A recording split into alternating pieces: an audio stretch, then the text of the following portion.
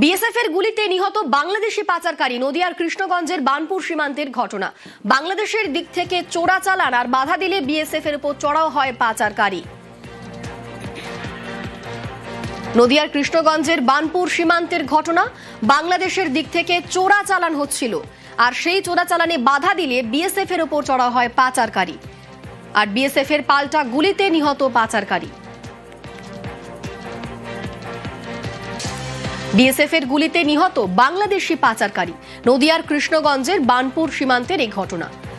বাংলাদেশের দিক থেকে চোরাচালান হচ্ছিল বলে অভিযোগ, আর সেই চোরাচালানে বাধা দিলে বিএসএফ এর উপর চড়াও হয় পাচারকারী। বিএসএফ এর পাল্টা গুলিতে নিহত পাচারকারী। আমাদের সঙ্গে রয়েছেন প্রতিনিধি রঞ্জিত। রঞ্জিত, ঠিক কি ঘটেছে এই বানপুর সীমান্তে? গতকাল বিকেলে বানপুর সীমান্তে ভারত বাংলাদেশ সীমান্ত রয়েছে, সেখানে 32তম বিএসএফ কমান্ডার যেখানে ডিউটি করছিলেন, সেই সময় কাঁটাতারের ওপর থেকে বাংলাদেশি দুষ্কৃতী চোরাচালানকারী তিনি এখানে চোরাচালানে ঢুকছিলেন। সেই সময় বিএসএফ প্রতিরোধ করলে বিএসএফ হামলা চালায়, এমনটাই বিএসএফ সূত্রে খবর।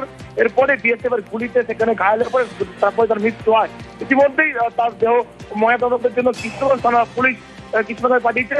পুরো বিষয়টি তদন্ত করে দেখছে বিএসএফ এবং পুলিশ। বেশ।